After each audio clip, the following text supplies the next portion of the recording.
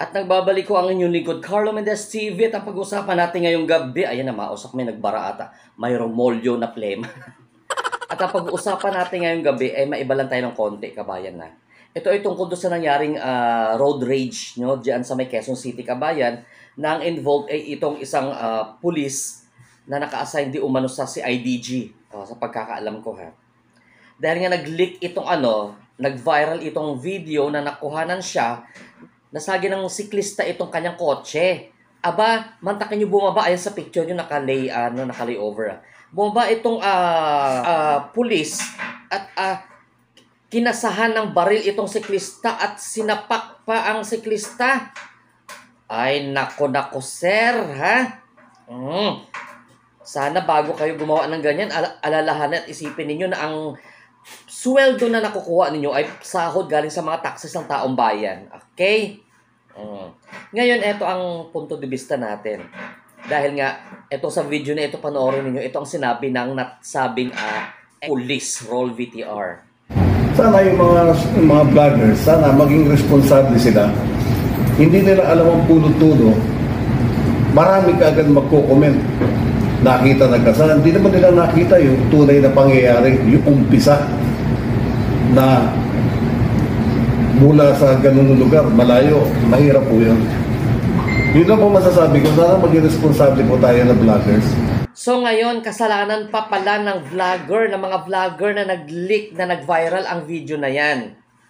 Tapos sasabihan pa nito, pulis na ito na maging responsable daw sana ang mga vlogger dahil hindi naman daw alam ang istorya ang punot dulo. Hello, sir, ha? Ito lang masasabi ko sa iyo, Mr. Police. Bago mo sana sinabi ang maging responsable ang mga vlogger, naisip mo sana yan na maging responsable ka bilang pulis. In-apply mo dapat sa sarili mo yung responsable na word.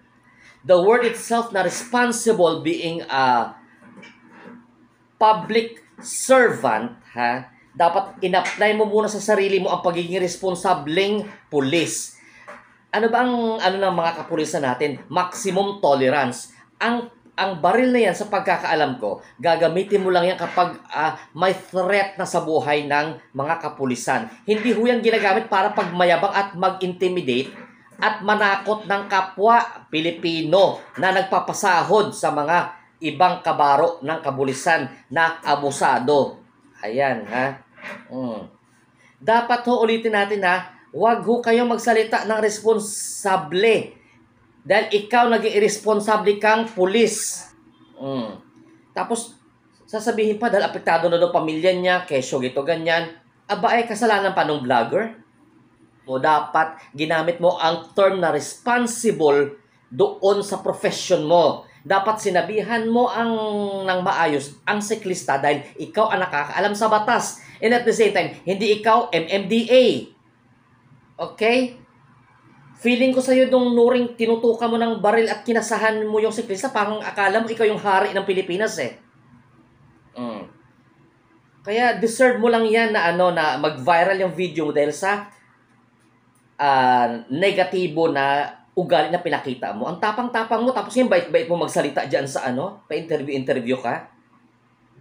May mga abusado talaga ng mga mga ganitong mga tao na ito, no. Hindi naman lahat dahil marami tayong mga kakilala mga pulis at mga sundalo na mga mababait at mga magigiting sa serbisyo, pero may mangilan-ngilan talaga na mga lamat na nakakasira talaga sa pangalan ng mga kapulisan at mga militar. Ayan.